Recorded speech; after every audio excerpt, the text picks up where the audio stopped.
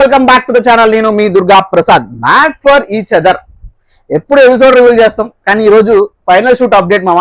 Shooting complete అయిపోయింది. Winner ఎవరో తెలుసు, విన్నర్ ఎవరో మీకు కూడా తెలుసు. ఆల్రెడీ మన యూట్యూబ్ ఛానల్లో వచ్చేసింది, ఇన్స్టాగ్రామ్ లో వచ్చేసింది, లీక్ అయిపోయింది.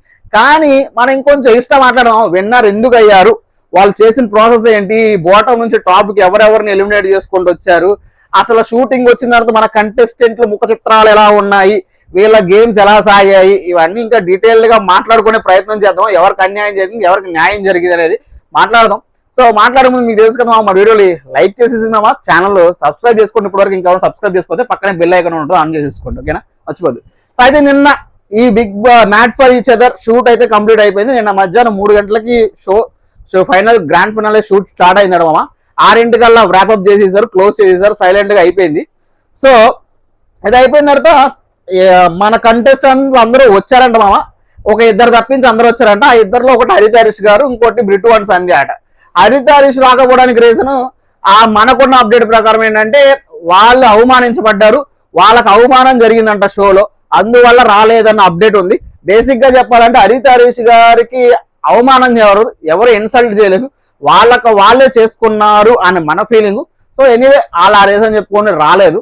సో ఇక బ్రిటు అండ్ సంజయ్ కూడా రాలేదంట. వాళ్ళు వచ్చేసి ఇక షూటింగ్ పని మీద రాలేదు అని అప్డేట్. సో ఈ 2 జగలు తప్పించి మిగిలిన వాళ్ళందరూ వచ్చారంట. కానీ వాళ్ళల్లో ఇంతకు ముందు షోలో ఎపిసోడ్ లో ఉన్నంత జోషు, ఇంతకు ముందు సర్కిల్ ఆఫ్ ఫ్లోలో ఉన్న జోషు ఇప్పుడు లేదంట. ఒకళ్ళ ముఖాలు చాలా డల్గా ఉన్నాయంట, ఒకళ్ళొకళ్ళు చూసుకోలేకపోతున్నారంట కూడా. బికాజ్ ఎందుకంటే రీజన్ కూడా ఉందా మామ దీనికి. బికాజ్ ఈ షో ఎప్పుడో కంప్లీట్ అయిపోయింది. 45 డేస్ అరౌండ్ షూటింగ్ జరిగింది, ఎప్పుడో రికార్డెడ్ షో. ఓన్లీ ఫినాలే కోసం, ఆడియన్స్ ఓటు కన్సిడరేషన్ కోసం ఈ ఫినాలే వీక్ ని, ఆ ఫినాలే ఎపిసోడ్ మాత్రం నిన్న కండక్ట్ చేశారంట. సో వీళ్ళందరికీ చాలా లాంగ్ గ్యాప్ వచ్చింది కాబట్టి షూటింగ్ ఎప్పుడు అయిపోవటం, ఈ ఫినాలేకి ఇప్పుడు రావడం అనేది, వీళ్ళ బయట పిఆర్ గేములు నడిపించుకోవటం, ఒకళ్ళు పిఆర్లు వేసుకోవటం, ఒకళ్ళొకళ్ళు తిట్టుకోవడం, ఒకళ్ళొకళ్ళు ట్రోల్ చేయించుకోవడం, ఇవన్నీ జరగటం వల్ల ఒకళ్ళొకళ్ళు చూసుకోకపోవడం, అంత ఎనర్జీ లేకపోవడం కపుల్స్ లో కనిపించిందంట. అది మీరు రీసెంట్ గా మన మీకు ఇంకా ఎగ్జాంపుల్ చెప్పాలంటే శ్రవంతి గారు మన ఇన్స్టాగ్రామ్ లో పోస్ట్ కూడా చేశారు కదా మామ, వాళ్ళ కపుల్ ఆ బిహేవియర్ గురించి. సో దాన్ని కవర్ చేసే ప్రయత్నం చేశారు కదా. సో అది, సో దీనికోసం ఇలా అయితే వచ్చి ఒకళ్ళు చూసుకోలేకపోయారంటే అలా సాగుతుంది. సో మరి ఫస్ట్ ఎలిమినేట్ అయింది వాళ్ళకే షాక్ అంట. వాళ్ళు పిఆర్ బాగానే చేయించుకున్నామే, మనకు ఓట్లు బాగానే పడుతున్నాయి యూట్యూబ్ లో అన్నింటిలో అనుకున్నారంట. కానీ రాధా గారు వెళ్ళి first Bhanu and Janu eliminate చేశారంట మామ. ఇది ఒక అంచుగా మనకి కొంచెం సర్ప్రైజే, ఎందుకంటే నేను ఎక్స్పెక్ట్ చేయలేదు. భాను జాను 5th లో వస్తారనుకోలేదు, 3rd or 4th అని మనం నిన్న ప్రెడిక్ట్ చేసాం. బట్ ఫస్ట్ మహేష్ అండ్ సాయంత్రం వస్తారనుకో, కానీ అది జరగలేదంట. భాను జాను వచ్చి ఫస్ట్ ఎలిమినేట్ చేస్తారంట 5th పొజిషన్ లో. అక్కడ వాళ్ళ ముఖ చిత్రాలు మారిపోయాయంట. భాను జాను అనేది షాక్. ఏంద్రా నాయన మేము ఎలిమినేట్ అవ్వడం ఏంటి, మేము ఇంత బాగా ఆడుతాం, టాస్క్లు బాగా ఆడుతాం, ప్రతిదీ వ్యాలిడేట్ బాగా చేస్తామని ఎలిమినేట్ అయిపోయారు. ఒక రీజన్ ఒకటి ఉండొచ్చు మామ, వాళ్ళు ఎంత పిఆర్ నడిపించుకున్నా, ఎంత ఇది చేయించుకున్నా, పిఆర్ చేసిన దానికి అంత వృధా అయిపోయిందని వాళ్ళు ఫీల్ అవుతున్నారు.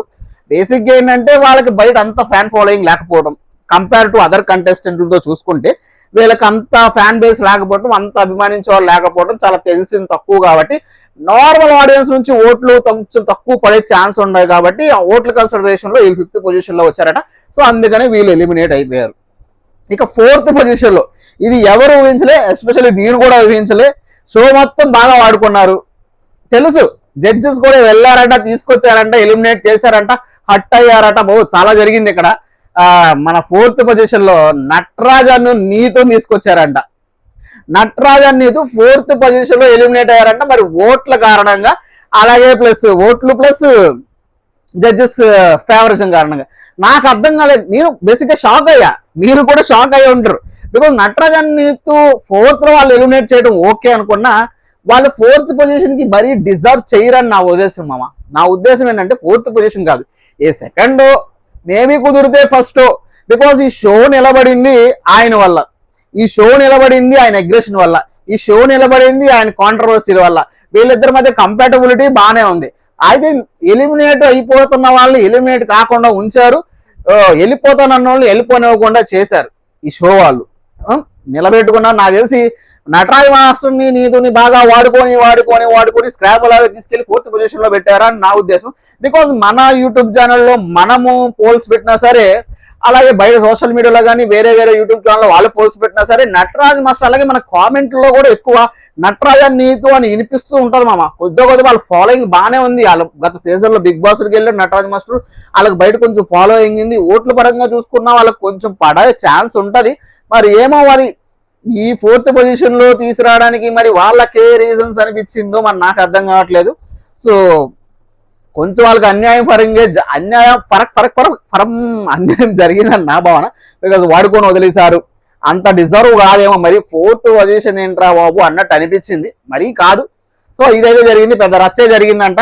ఇక నటరాజ్ మాస్టర్ ఆ స్టేజ్ మీద నిన్న జరిగిన ఎపిసోడ్ లో ఫైనల్ షూట్ లో ఆయన హట్ అయ్యి ఫీల్ అయ్యి అలిగి చెలిగి టీవీ మీద చేదరించుకోవడం ఎప్పటిలాగే బాయ్ బాయ్ టాటా చెప్పేసి స్టేజ్ దిగి వెళ్ళిపోయి వాకౌట్ చేసేసాడంట మరి నటరాజ్ మాస్టర్ నీతు. ఇది జరిగింది. ఆయన హట్ అయిపోయాడు. గెలవాల్సింది మీరు ఓడిపోవడం ఏంటి? ఈ మ్యాట్ ఫర్ చేద్దరే నాలా వేసింది, మీరు నాకు ఓటు వేయకపోవడం ఏంటి? నాకు అంత కాన్ఫిడెన్స్ ఉంది నేనే గెలిచేస్తానని అనుకున్నాను. వెళ్ళిపోయాడు, వాకౌట్ చేశాడు, పెద్ద రచ్చ జరిగిందంట అక్కడ. సో ఇక 3rd పొజిషన్ లో అనుకోని అతిథి అనుకోకుండా 3rd పొజిషన్ లో వచ్చారు మహేష్ అండ్ శాంద్ర. వీళ్ళు వైల్డ్ కార్డ్ గా వచ్చి గెలవడం అనేది 3rd పొజిషన్ కి రావడం అనేది ఒక విధంగా గ్రేట్ ఏమమ్మా. బికాస్ వాళ్ళు వైల్డ్ కార్డ్ గా వచ్చిన కాడి నుంచి వాళ్ళ పర్ఫార్మెన్స్ ని వాళ్ళు బాగా ఇంప్రూవ్ చేసుకున్నారు. వీక్ బై వీక్ టాస్క్లు గెలిచారు, వీక్ బై వీక్ ఓట్స్ బాగా పెట్టారు, వీక్ బై వీక్ పాయింట్స్ బాగా పెట్టారు, గోల్డెన్ టికెట్ కొట్టారు. ఇవన్నీ జనాల్లో కొంచెం పాజిటివిటీ. ఈవెన్ మన యూట్యూబ్ ఛానల్ మనం రివ్యూస్ చెప్పేటప్పుడు కానీ వేరే వాళ్ళు చెప్పేటప్పుడు కూడా ఎక్కువ మహేష్ అండ్ శాంద్రాకు కూడా కాంపిటీషన్ ఫస్ట్ 3 వీక్ తో పోల్చుకుంటే తర్వాత వాళ్ళ వైల్డ్ కార్డ్ ఎంట్రీ తర్వాత బాగానే వచ్చాయి. వాళ్ళకి రెస్పాన్స్ బాగానే వచ్చింది. కొంచెం ఆడియన్స్ కూడా సపోర్ట్ కొంచెం బాగానే ఉంది ఒక విధంగా కంపేర్ టు వాళ్ళతో చూసుకుంటే. సో ఆ విధంగా వీళ్ళు డిజర్వ్ చేయడం గ్రేట్. బికాస్ మన చరిత్రలో చూసుకుంటే బిగ్ బాస్ కానీ ఇలాంటి వాటిల్లో 3rd వైల్డ్ కార్డ్ గా వచ్చిన వాళ్ళు ఫైనలిస్ట్ అయినవి కొంచెం తక్కువే. వైల్డ్ కార్డ్ గా వచ్చి ఫైనలిస్ట్ అవడం అంటే గొప్పే. సో మొత్తానికి వైల్డ్ కార్డ్ గా వచ్చి రీఎంట్రీలు ఇచ్చి బాగానే ఫైనలిస్ట్ గా అయ్యారని నాకు అనిపించింది. మేబీ రీఎంట్రీలు ఇచ్చిన కూడా ఫైనలిస్ట్ అవ్వలేదు బిగ్ బాస్ అయితే. But mat for each other లో మహేష్ అండ్ శాంద్ర ఆ ఘనత తీసుకున్నారు అనిపించింది మామ నాకు. ఇక 2nd పొజిషన్ కి నూకరాజు అండ్ ఆస్య. ఇది కొంచెం విడ్డూరం. నూకరాజు ఆస్య రావటం ఒకటి ఫ్యాన్ బేసే అనుకుంటా నేను కూడా. బికాజ్ నూకరాజు ఆస్యలో నూకరాజు ఆల్వేస్ డామినేషన్ ఉంటాడు. ఆస్య మీద అరవటం కానీ ఆయన చేసిన ఇది కానీ డామినేషన్ కానీ హింసం అని ఎక్కువ లవ్ సర్కిల్ ఆఫ్ లవ్ లో జడ్జెస్ క్లాసెస్ పేయడం కానీ అన్ని జరిగాయి. బట్ నూకరాజు ఆస్య మరి 2nd పొజిషన్ వచ్చారు. బికాస్ ఆయన కమేడియన్, చాలా ఫాలోయింగ్ ఉంది, కొంచెం కంపారిటివ్ సపోర్ట్ కూడా అనిపించి ఓట్స్ పరంగా వచ్చారంట మరి నూకరాజు అండ్ ఆస్య. ఇక 1st పొజిషన్ లో కళ్యాణ్ అండ్ వాసంతి. వీళ్ళు టాస్క్లు బాగా ఆడి గెలిచారు, అన్నిటిలో బాగా ఆడారు. కానీ వీళ్ళు మ్యాట్ ఫర్ ఈచ్ అదర్ కంపాటబిలిటీకి సెట్ గారు. బట్ మరి ఆ జడ్జిలు ఏం చూసారో తెలియదు. జడ్జిలు కంప్లీట్ పక్కన పెట్టారని విన్నాను అమ్మ. ఈ షో ప్రకారం కంప్లీట్ ఆడియన్స్ ఓటింగ్ మీద వెళ్ళిపోయారు. ఆడియన్స్ ఓటింగ్ లో PRTM లో గెలిచింది వసంతి పవన్ కళ్యాణ్ అని చెప్పొచ్చు. బికాస్ వసంతికి ఆల్రెడీ ఫేమ్ ఉంది, చాలా మంది ఫాలోవర్స్ ఉన్నారు. కంపేర్ టు మిగిలిన అందరు కపుల్స్ తో పోల్చుకుంటే నటరాజ నీతు కాకుండా మిగిలినతో పోల్చుకుంటే వీళ్ళకి ఎక్కువ ఫాలోయింగ్ ఉంది కళ్యాణ్ వసంతికి. మేబీ ఓట్ల ద్వారానే మాత్రం వాళ్ళు గెలిచారంట, ఓట్లు వేయడం వల్ల గెలిచారంట. కానీ mat for each other show title కి మాత్రం వాళ్ళు విన్నర్ కాదు. Anyway congratulations mat for each other title గెలుచుకున్న కళ్యాణ్ వసంతికి. ఈ ఫ్యాన్స్ ఎవరైతే ఉన్నారో వాళ్ళు హ్యాపీ మామ, పండగ చేసుకోండి, కళ్యాణ్ వసంతి విన్నర్ అయిపోయారు. నటరాజ్ మిగిలిన వాళ్ళ ఫ్యాన్స్ ఉంటే కొంచెం డిసప్పాయింటింగ్ గానే ఉంటది. సో మన టేక్ ఏంటంటే Kalyan Vasanthi mat for each other షోకి కరెక్టా, సూటా, వాళ్ళ డిజర్వా అంటే నేను కొంచెం కాదనే చెప్తాను మామ. బికాజ్ ఓట్స్ పరంగా ఫ్యాన్ బేస్ పరంగా కళ్యాణ్ వసంతి వచ్చుండొచ్చు, కానీ నా పరంగా వాళ్ళు mat for each other show winners కాదు. బికాజ్ వాళ్ళు గేమ్స్ పరంగా సూపర్, టాస్క్ల పరంగా సూపర్, ఇచ్చి పడేస్తారు, ప్రతి దాంట్లో ఫస్ట్ టాప్ ఉంటారు. మీరు లవ్ సర్కిల్లో కానీ వాళ్ళిద్దరి మధ్య కంపాటబిలిటీలో కానీ కమ్యూనికేషన్ లో కానీ ప్రతిసారి వాళ్ళకి గొడవలు అవుతూనే ఉంటాయి. వేరే వాళ్ళ మీద హస్బెండ్ వైఫ్ అరుచుకుంటారు, గొడవ పడతా ఉంటారు, వేరే వాళ్ళ మీద కంప్లైంట్ చేసుకుంటారు. అలాగే లవ్ సర్కిల్లో ఎక్కువ సార్లు క్లాసు పడింది కూడా పవన్ కళ్యాణ్కే. అలాంటప్పుడు వీళ్ళిద్దరికి కంపాటబిలిటీ ఉండదు మ్యాట్ ఫర్ ఈచ్ అదర్ షోలో. అలాంటిది ఆడియన్స్ ఓటి వల్ల గెలిచారు. నాకైతే వాళ్ళు మ్యాడ్ కప్పులు కాదు. నేను మొన్నటి నుంచి ఎపిసోడ్స్ రివ్యూస్ లో చెప్తున్నా, వీళ్ళు కనుక mad for each other show గెలిస్తే ఆ టైటిల్ కి జస్టిఫికేషన్ కి కరెక్ట్ కాదు, అది బ్యాడ్ ఫర్ ఈచ్ అదర్ అయ్యిద్ది అనుకున్నాను, అదే అయ్యింది. సో ఈ షో అంతా గజిబిజిగా జరిగిపోయింది. వాళ్ళ ఇష్టం కదా అంతా, జడ్జిల ఇష్టం, వాళ్ళు ఇష్టం వచ్చినట్టు రూల్స్ పెడతారు, వాళ్ళు ఇష్టం వచ్చినట్టు రూల్స్ మార్చేస్తారు, వాళ్ళు ఇష్టం వచ్చినట్టు గేమ్స్ మాట్లాడేస్తారు.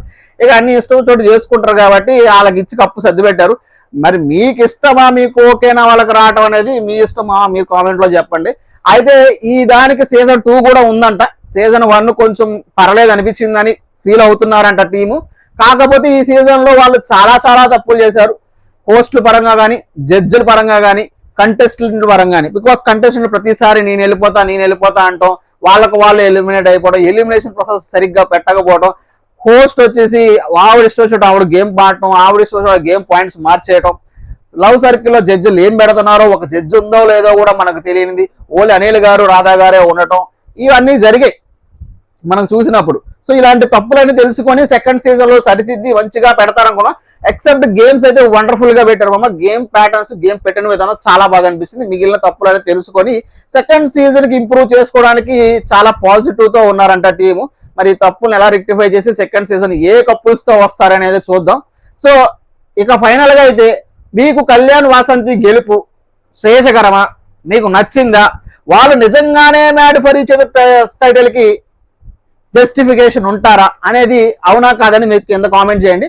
మరి ఇక్కడ నటరాజన్ నీతుకి ఏమన్నా అన్యాయం జరిగిందా వాళ్ళు 4th ప్లేస్ రావడం? నిజంగా మీరు భావిస్తున్నారా వాళ్ళు 4th ప్లేసే కరెక్ట్, లేదంటే వాళ్ళు 4th ప్లేస్ కూడా అవసరం లేదు, లేదు అక్కడ వాళ్ళకి అన్యాయం జరిగింది, మేబీ సెకండ్ ఫస్ట్ ఎక్స్పెక్ట్ చేసాం, ఓవర్ కాన్ఫిడెన్స్ అనుకోండి. సో అని మీరు ఏమన్నా ఫీల్ అయితే కింద కామెంట్ బాక్స్ లో మెన్షన్ చేయండి మామ. సో మరి మ్యాట్ ఫర్ ఈచ్ అదర్ అయితే కంప్లీట్ అయిపోయింది. మరి బిగ్ బాస్ లాంటి రివ్యూలో ఇంకా చాలా చాలా ఉంటాయి కాబట్టి మన వీడియో చేసి మామ ఇప్పటివరకు ఇంకా లైక్ చేయకపోతే లైక్ చేసేసే మామ, లైక్ చేసేసి అలాగే ఛానల్ కొంచెం సబ్స్క్రైబ్ చేసుకొని పెట్టుకోమా. అంటే ఉంటామా, బాయ్, టట్టా.